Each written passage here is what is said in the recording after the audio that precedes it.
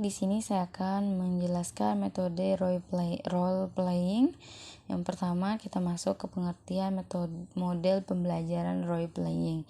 Dalam buku pembelajaran kontekstual Komalasari 2010, mode pembelajaran role playing adalah suatu tipe mode pembelajaran pelayanan atau service learning. Nah, mode pembelajaran ini adalah suatu model penguasaan bahan-bahan pelajaran melalui pengembangan imajinasi dan penghayatan murid. Nah, menurut Gill, role playing atau bermain peran adalah sejenis permainan gerak yang di dalamnya ada tujuan, aturan sekaligus melibatkan unsur senang.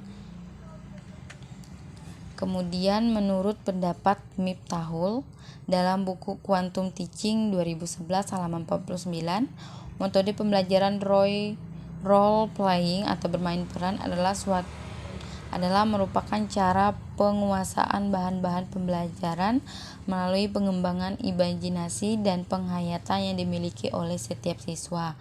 Kemudian ada nama lain dari pembelajaran role playing, yaitu sosiodrama atau role playing oleh Saipul 2011 halaman 213 berasal dari kata sosio dan drama.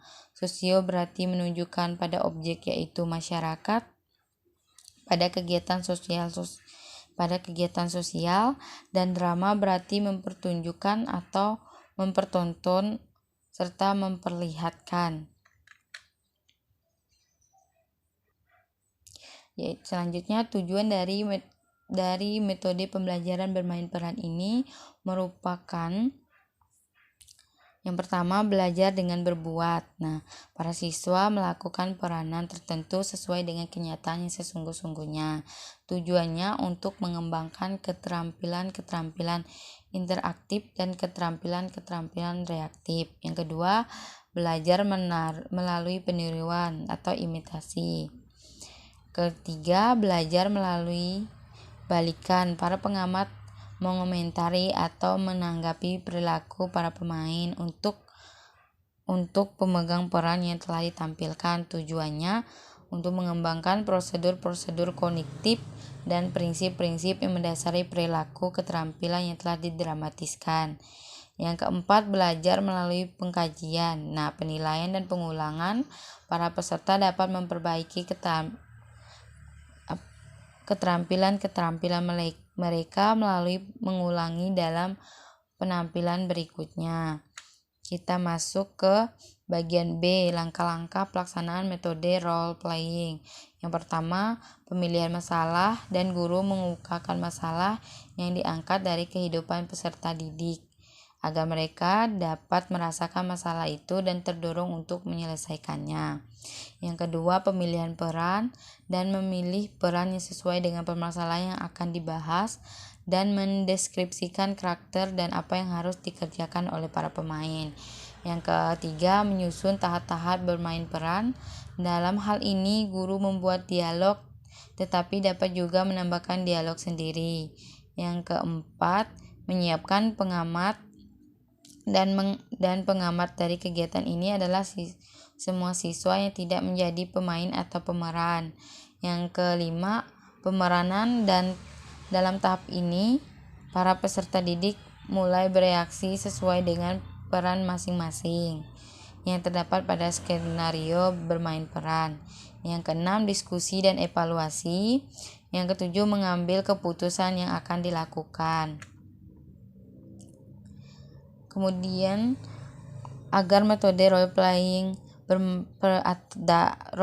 atau bermain peran ini dapat mencapai tujuan, maka harus disusun langkah-langkah pembelajaran. Penggunaan metode ini lebih efektif.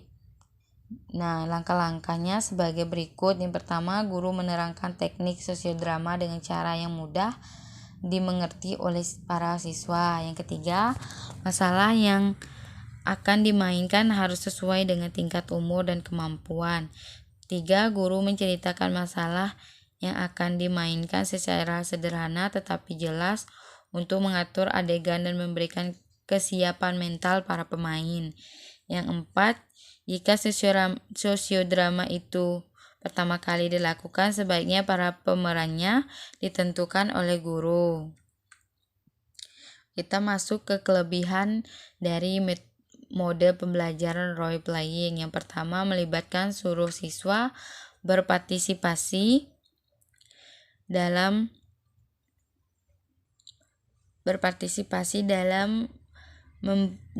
mempunyai kesempatan untuk memajukan kemampuan bekerja sama.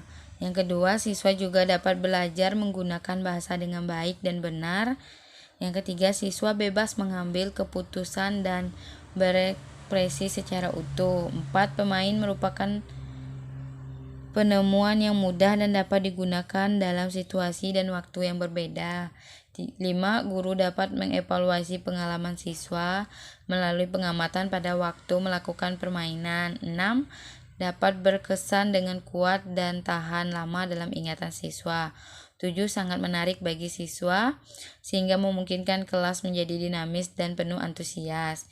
Yang ke-8, membangkitkan gairah dan semangat optimisme dalam diri siswa serta menumbuhkan rasa kebersamaan dan kesetiakawanan sosial yang tinggi. 9. Dapat menghayati peristiwa yang berlangsung dengan mudah dan dapat memetik butir-butir hikmah yang terkandung di dalam dengan penghayatan siswa sendiri. 10. Dimungkinkan dapat meningkatkan kemampuan profesional siswa. Selanjutnya, kekurangan dari metode pembelajaran role playing. Metode bermain. Yang pertama, metode bermain peran ini memerlukan waktu yang relatif panjang atau banyak. Kedua, memerlukan kreativitas dan daya kreasi yang tinggi dari pihak guru maupun murid. Yang ketiga, kebanyakan siswa ditunjuk sebagai pemeran merasa malu untuk memerlukan suatu adegan tertentu. Yang keempat, apabila di pelaksanaan sosial drama dan bermain peran mengalami kegagalan, bukan saja dapat memberikan kesan kurang baik, tetapi sekaligus berarti tujuan pengajaran tidak tercapai. Yang kelima, tidak semua materi pelajaran dapat disajikan melalui metode ini. Yang keenam, sebagian besar anak yang tidak ikut drama menjadi kurang aktif. Yang ketujuh, memerlukan tempat yang cukup luas. 8. Kelas lain sering terganggu oleh suara bermain dan penonton yang kadang-kadang bertepuk tangan. Selanjutnya kita ke D, cara mengatasi kekurangan metode role playing. Yang pertama, menurut Saipul 2011 halaman 214 ada beberapa cara untuk mengatasi kekurangan pada metode pembelajaran sosiodrama atau role playing ini. Di antaranya, guru harus menerangkan kepada siswa untuk dapat memecahkan masalah hubungan sosial yang aktual yang ada di dalam masyarakat. 2. Guru harus dapat memilih masalah yang urgen sehingga menarik minat ia dapat menjelaskan dengan baik dan menarik. Yang ketiga, agar siswa memahami peristiwa, maka guru harus bisa menceritakan sambil mengatur adegan pertama. 4. Bobot atau luasnya bahan pelajaran yang akan didramakan harus sesuai dengan waktu yang telah ditentukan. Selanjutnya kita masuk ke poin terakhir, yaitu poin E, penerapan metode pembelajaran role playing dalam pembelajaran matematika. Nah, di sini penerapan metode role playing pada materi aritmatika sosial ini bertujuan agar selain siswa memahami dan mengerti mengenai bahasan-bahasan pada materi ini seperti harga jual, harga beli, untung dan rugi, dan lain-lain. Nah, tetapi pelajaran ini juga akan lebih menarik dan lebih bermakna karena siswa dapat mempraktikkan proses berlangsungnya jual beli tersebut. Nah, proses pembelajaran role playing pada pembahasan materi aritmatika ini sangat membantu siswa dan guru dalam mencapai standar kompetensi yang memang diharapkan. Nah, cukup sekian materi yang dapat saya sampaikan. Saya ucapkan terima kasih.